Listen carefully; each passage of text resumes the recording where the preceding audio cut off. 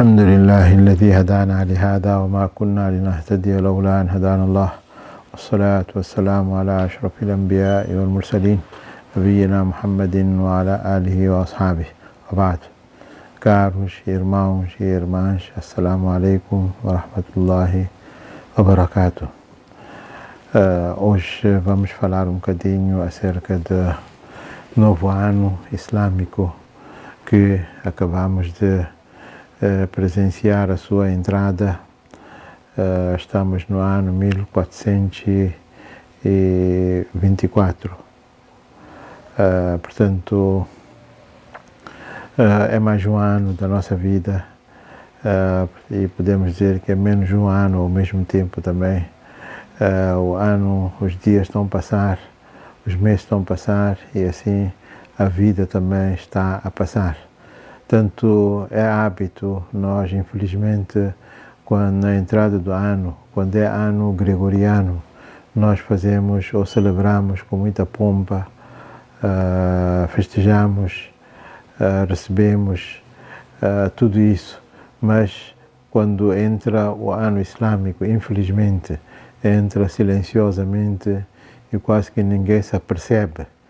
Talvez até haja gente que nem sabe da sua entrada. Isso é muito triste. Um muçulmano não podia chegar até esse ponto. Nós temos que valorizar aquilo que é nosso, aquilo que é a nossa cultura, aquilo que é a nossa tradição, aquilo que é a nossa religião. Tanto a entrada do ano islâmico é um momento muito especial e cada muçulmano devia de acompanhar, devia de saber que de facto estamos a entrar num novo ano islâmico. Com isso quero dizer que não é proibido a pessoa fazer os seus cálculos, as suas contas, os seus negócios na base de calendário gregoriano. Isto porque nós fomos colonizados e sempre, desde aqueles tempos, o sistema foi praticado ou seguido, implementado na base do colono. Mas um muçulmano, na sua vida privada, devia sempre ter na mente a entrada ou as datas islâmicas também. Ele pode não seguir, pode não fazer as suas contas, cálculos comerciais, por exemplo, na base do ano islâmico e fazer na base do ano gregoriano, mas ele devia de sempre estar atento e a par daquilo que é o ano islâmico. Ele acompanhar e saber os meses, as datas, tudo isso faz parte e para um muçulmano é necessário. Portanto, não foi por acaso que os muçulmanos no tempo do profeta Muhammad sallallahu alaihi wasallam a seguir tiveram esta necessidade de iniciarem um calendário na base do qual muçulmanos pudessem identificar-se e seguir, porque na altura também havia muitos outros calendários. Hoje em dia nós sabemos que há o calendário cristão, por exemplo, que é baseado na data do nascimento de Jesus Cristo, 2020, por exemplo. Temos o calendário dos judeus também, temos o calendário dos hindus também, temos o calendário chinês também, todos estes calendários. Tanto nós, como uma religião importante, como uma cultura e uma tradição própria que possuímos, também temos o nosso calendário. Foi por isso mesmo que no tempo de Omar radiallahu ta'ala anhu, os muçulmanos sentiram essa necessidade que nós, como muçulmanos, como que tivéssemos uma data, um calendário na base do qual a gente se identificasse, que olha, isto é dos muçulmanos. Portanto, e foi a partir daí que quando eles começaram a refletir qual seria a data, refletir qual seria a data do início desse calendário. Nós também podíamos ter iniciado a nossa data como os cristãos fizeram, por exemplo, no nascimento do profeta Muhammad sallallahu alaihi wasallam. Por exemplo, ou podia-se fazer também na data do início da revelação. Portanto, havia muitos eventos na base do qual muçulmanos podiam iniciar o seu calendário, mas depois de reflexão, profunda reflexão dos sahabas todos eles chegaram à conclusão que não, o evento mais importante da história do Islã é o Hijra. Foi a partir daí que o profeta Muhammad sallallahu alaihi wasallam, quando deixou Meca e foi para Medina, e essa é considerada a data mais importante na história do Islã. Isto porque foi a partir daí que mudou tudo, transformou-se tudo. Aquilo que os muçulmanos estavam a passar em Meca, os primeiros 3 anos, agora a partir de tudo mudou. Foi por isso mesmo que foi montado o primeiro Estado ou governo islâmico no mundo. Foi a partir daí que os muçulmanos começaram não só a aplicar a sua liberdade religiosa, eles já conseguiam fazer os salates em congregação. A partir daí, eles já começaram a receber um sistema, um código de vida completo. Já podiam, já a partir daí, além de fazer salat, já pagavam zakat, já havia instituição de fiqh, já havia instituição de tudo o que é necessário para um muçulmano viver como muçulmano. Tanto foi por isso mesmo que eles escolheram o Hijra como o marco histórico para o início do calendário islâmico. Mas o Hijra, quando chega, também recorda-nos muitas coisas consigo junto. Imaginemos, por exemplo, o profeta Muhammad sallallahu alaihi wasallam foi escolhido para esta tarefa de ser profeta quando ele tinha os seus 40 anos. E ele começou a divulgação, a propagação quando tinha 40 anos e enfrentou perseguições, massacres, torturas, todo tipo de perseguições. Ele estava enfrentando, não só ele, mas os sahabas junto com ele também sofreram bastante.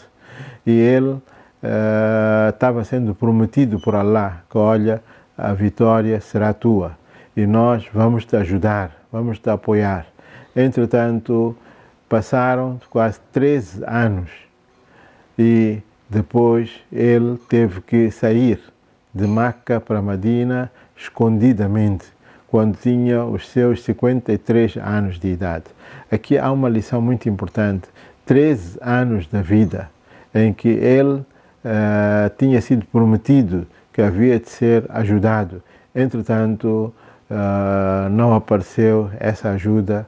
Pelo contrário, ele teve que sair de Meca para Medina às escondidas, como todos sabem. Isto tudo não era porque Allah lhe tinha abandonado, não, mas Allah queria ensinar-nos uma lição que nós devemos sempre ter na mente, que de facto Allah, quando promete, Allah cumpre com a sua promessa.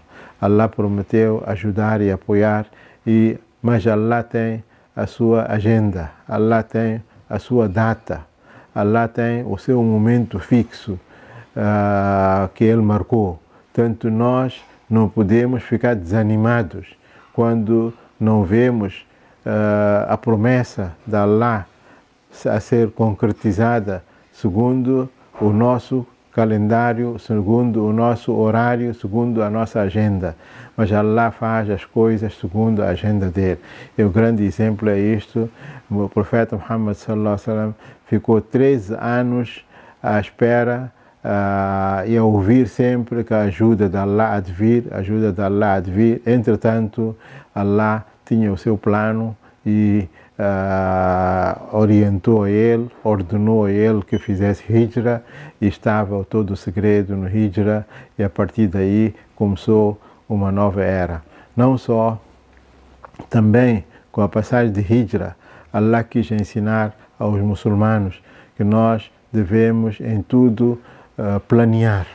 Tudo que queremos fazer, devemos planear, procurar os meios, procurar meios para se concretizar e chegarmos ao nosso objetivo. O profeta Muhammad sallallahu alaihi wasallam também foi ensinado e preparado dessa maneira. Ele não ficou somente, por exemplo, a pedir duá para que Allah ajudasse a ele. Não, com duá ele teve que também tomar as medidas.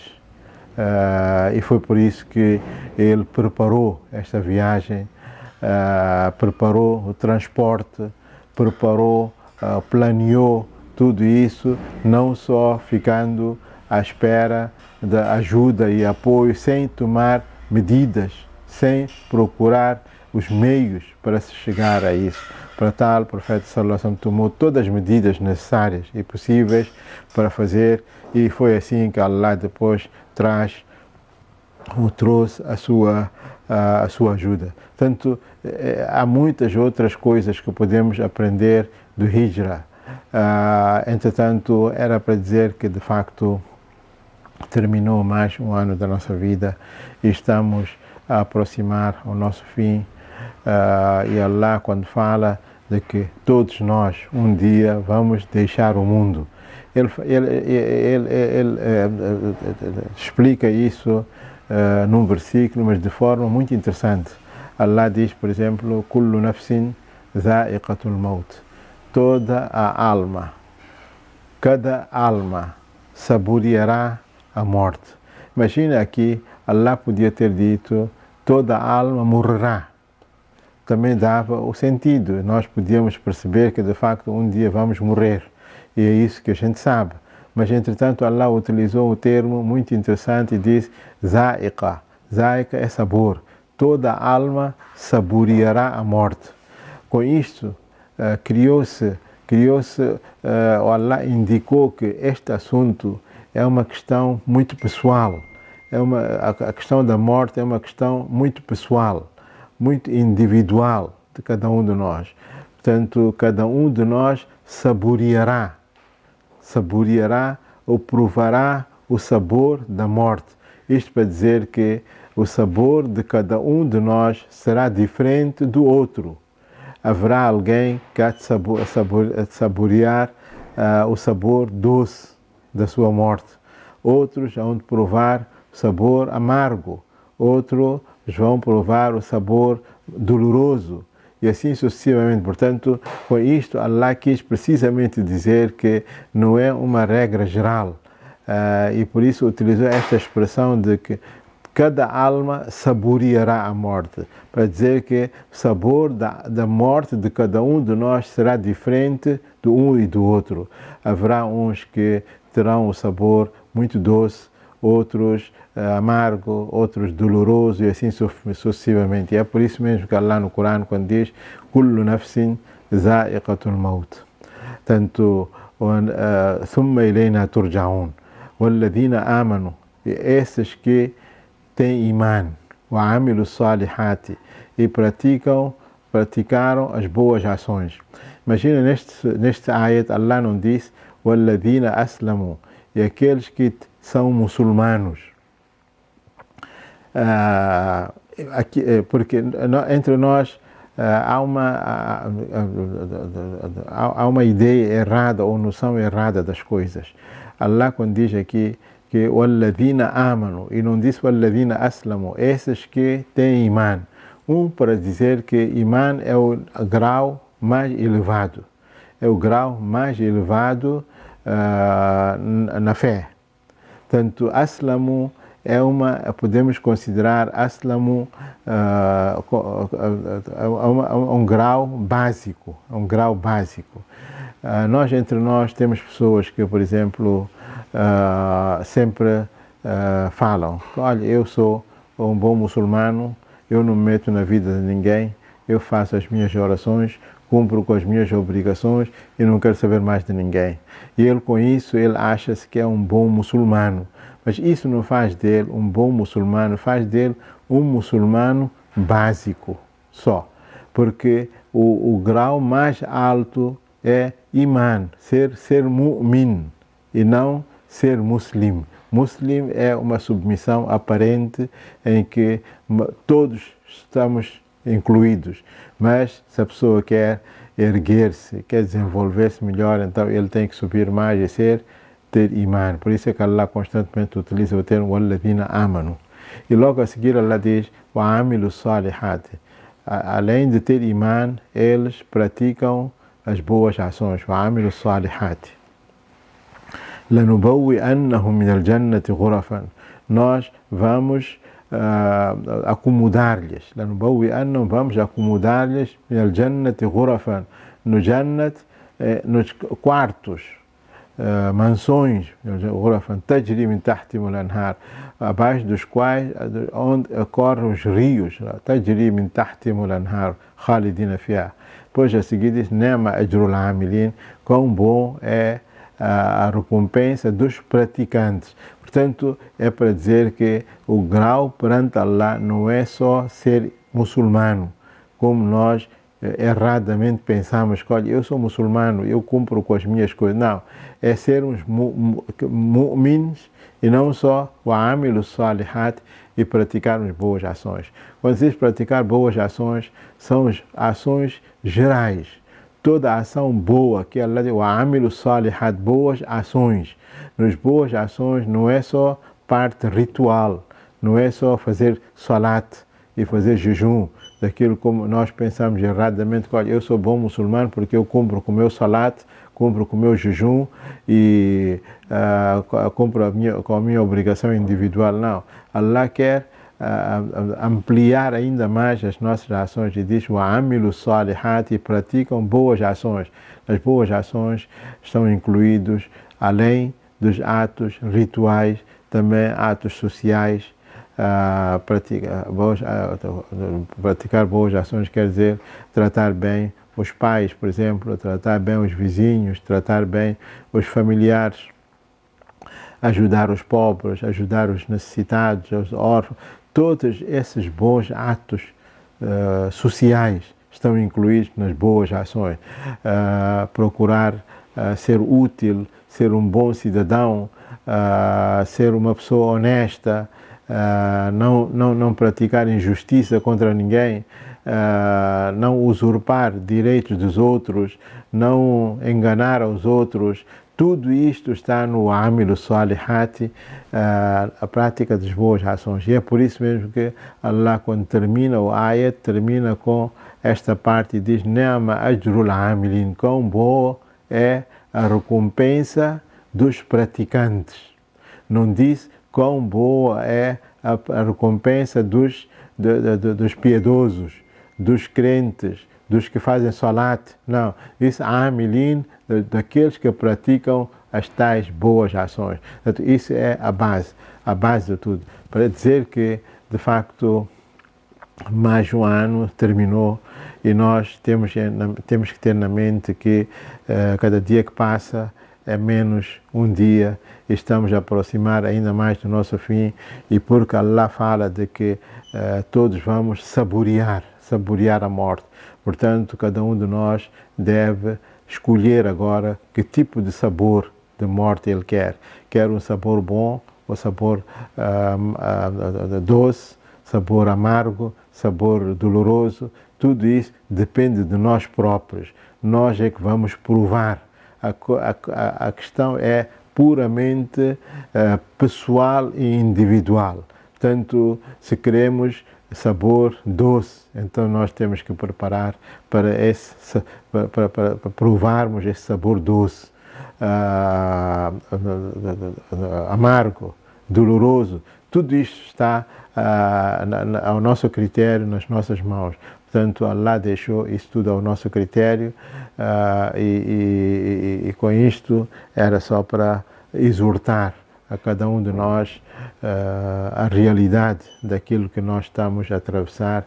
Tanto para hoje termino aqui e peço a Allah para que nos dê muita saúde, muita sinceridade para este novo ano em que nós entramos. Allah nos dê muita força para cumprirmos as boas ações e para no fim saborearmos o sabor doce da morte, inshallah. Sallallahu alaihi wa sallam.